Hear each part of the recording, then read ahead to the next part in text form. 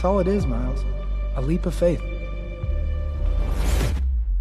One scene was all it took for Miles Morales to go from feeling like an imposter to embodying his identity as Spider-Man. He faced self-doubt, isolation, and had a yearning for validation. But one moment was enough to show us the essence of what it takes to become Spider-Man.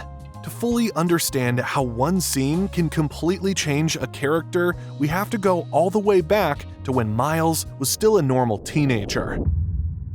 Miles Morales was a gifted 15-year-old who attended Brooklyn Middle School.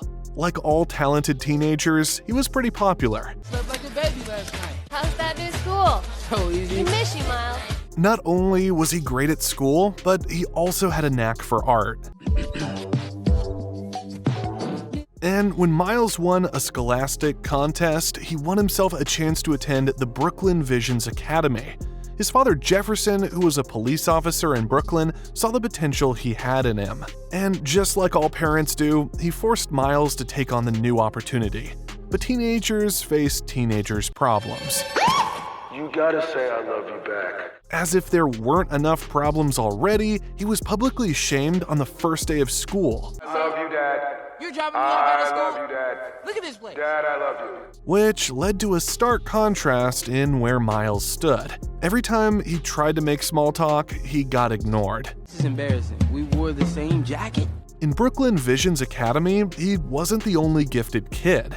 He was just another plain old student who blended into the crowd. Solve this for XY. En esta clase se habla. He became another cog in the wheel, a carbon copy of every student in the school. He wasn't a genius anymore. He gets overwhelmed by the amount of schoolwork, rushes from class to class, and even starts being late. Mr. Morales, moving in the dark. You're late again. His witty attempts at making an excuse fall flat, miserably flat. Einstein said time is relative, right? Maybe I'm not late. Maybe you guys are early. At least he had a cute girl laughing at his joke. But for the rest, Miles couldn't take it anymore. He wanted to leave this school and return to where he was comfortable, where everyone praised him as the genius, popular kid. A 0? What? A few more of those, you'd probably have to kick me out of here, huh?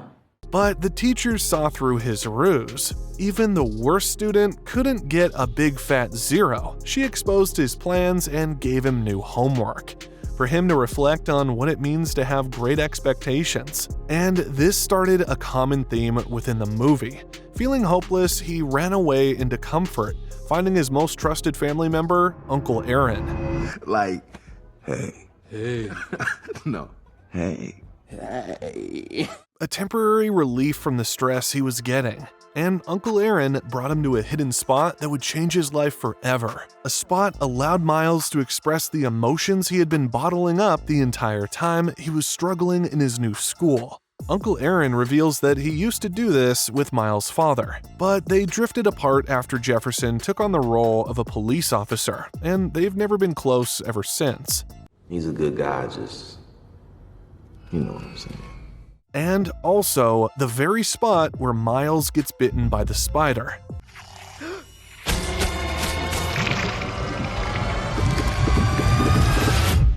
He started growing bigger. The voices in his head were getting louder. Wait, why is the voice in my head so loud? And his limbs stickier. I'm gonna pull really hard.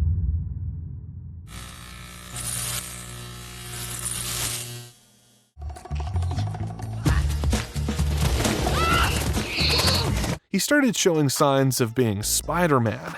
Spider-Man was a superhero that kicks ass, everything that Miles is not. So he tried calling for help. Uncle Aaron, his dad, but no one picked up.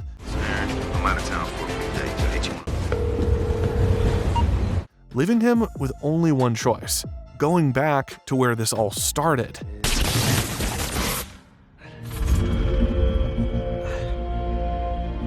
This was when he learned that Spider-Man was fighting to stop Kingpin from opening a portal to another dimension. Kingpin was trying to bring back his family, which had died in a car accident after seeing Spider-Man. But moments before he shut the collider down, the Prowler came to stop him. Which led to an unfortunate series of events. Spider-Man got hit by the collider, and it was affecting the other Spider-Man from the other universe. By the end of it all, Spider-Man was spent. He lost to the Prowler, and there was only one person he could depend on now, Miles Morales. This override key is the only way to stop the collider. And the ever-so-important job of stopping Kingpin's plan of merging worlds was put on Miles' shoulders. Promise me you'll do this. I promise. Spider-Man was killed by Kingpin. Miles was the last hope to save the universe. Miles knew that he was the only one who could save the world now. But what could a powerless kid do? He did what he did best. Ran away from the situation, trying to seek comfort by going home and staying the night. We start to observe the self-doubt rising. For the very first time, he ran to his father and asked, Can I sleep here tonight? He tried getting validation from his father that maybe someone in his life would be able to give him the answers to do what he needed to do. You really hate Spider-Man? Yeah. No one was behind him. It was just him and himself, a boy who was a fraction of what Spider-Man was. There just wasn't enough time for him to ruminate. He needs to be ready now. He chose to be Spider-Man. There was something deep down in his heart that he wished he could get the answers to at Spider-Man's funeral. And we're all counting on you. And he got it. The world was on his shoulders. He had to master his powers before he could do anything.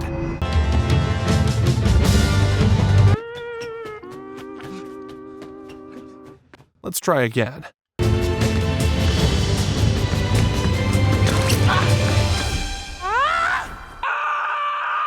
His attempts were futile, and even worse, he broke the key needed to stop the collider.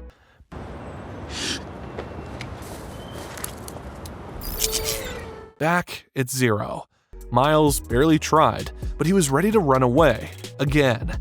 He went to Spider-Man's grave to seek forgiveness, but got a replica instead. Me too. Who are you? A Spider-Man from Timo. Why are you old? And why is your body a different shape? Yeah, close enough. At least a budget Spider-Man would be able to show Miles the ropes. And the best way to get experience is none other than to break into a facility to steal the key that Miles broke. Peter! What are you doing here? Kingpin's here. Just move over. He was able to take away so much from this break-in. He learned that he had an invisibility skill and could finally control the web he shoots. Can Spider-Man turn invisible? Not in my universe. You just poked me in my eye.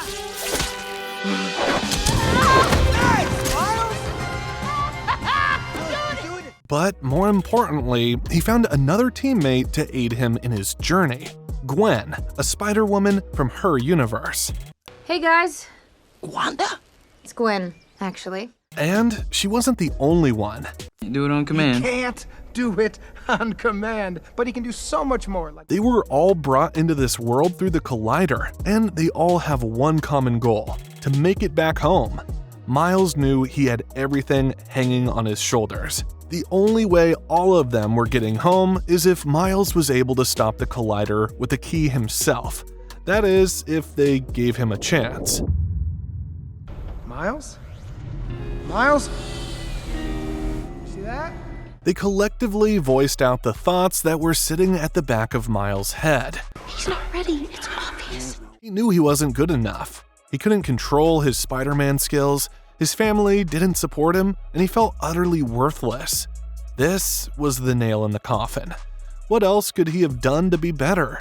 Would this all have worked out if someone else were Spider-Man? Miles left dejected. He had hit rock bottom. He did what he was best at, running away to his safe space, Uncle Aaron's house. But never in a million years would he be able to predict what was coming next. The Prowler was Uncle Aaron all along. the one person who was able to understand him. His safe zone was actually his enemy. As if being useless wasn't bad enough, Miles allowed himself to be tailed by the Kingpin when he was running from him. Were you followed? No, I don't think so. Leading Kingpin to where the other Spider-Men were hiding. We don't pick the ballroom, we just dance. Oh, I think I'll be taking that. A huge fight ensues, and you know it, Miles ran again.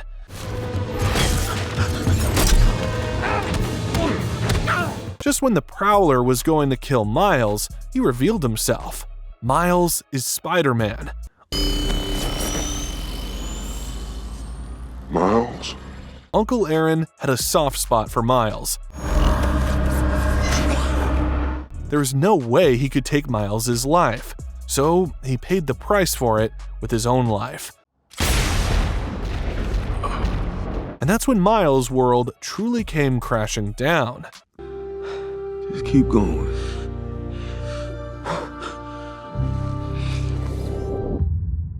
The rage he felt was all-consuming, burning through his chest and blurring his vision as he trashed his room. With each broken object, a futile attempt to release the pain of losing Uncle Aaron.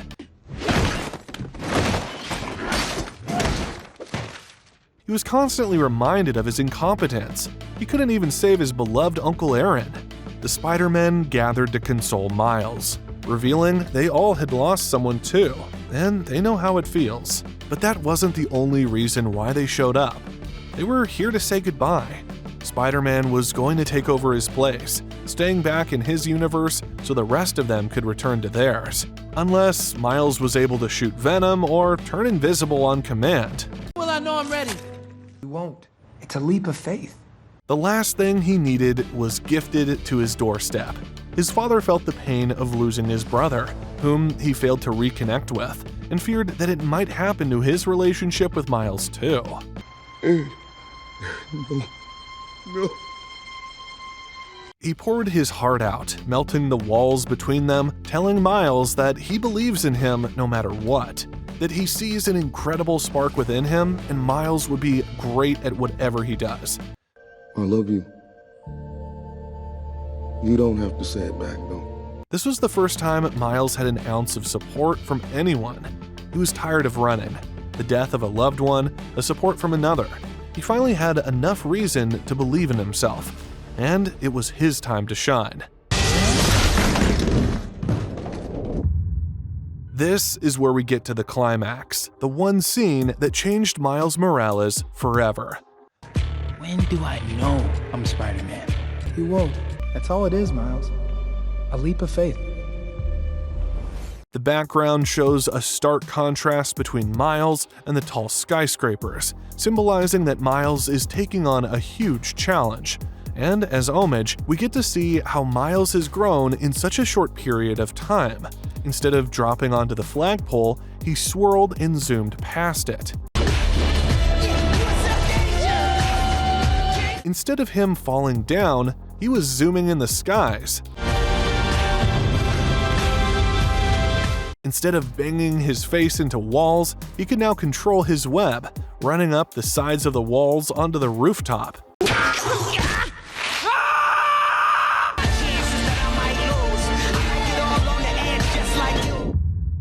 This scene encapsulates Miles' entire character growth arc. A fallen, gifted kid that had low self-esteem went through trials and tribulations to finally realize that sometimes it doesn't matter how you feel. What you can achieve isn't a reflection of your feelings. There are times when you have literally no support. It's you and you. And others?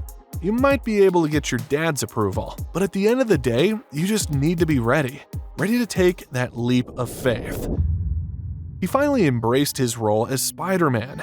During the Spider-Man's darkest moments, he was the superhero who appeared to save them. Miles? Spider-Man?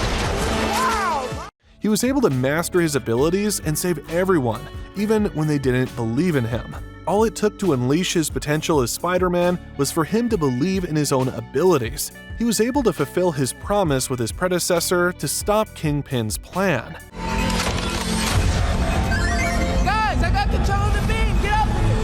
And he was able to send everyone home in one piece. See you around, Spider-Man. How do I know I'm not gonna mess it up again? You won't. Which really is the core message Spider-Man is trying to teach us. Oftentimes, we face our ups and downs alone. Maybe we were the gifted kid who blended in because everyone around us is now considered a genius, or the kid who started from nothing and has to work their way up. The point is, there is so much potential in you. You might not get all the support you want, you'll never be truly ready. All you can do is take that leap of faith. I owe you. Okay.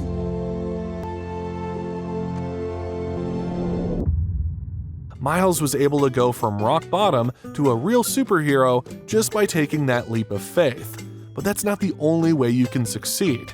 If you want to know how this clumsy person was able to become the greatest dragon rider there was, then click this button to find out the other way you can succeed.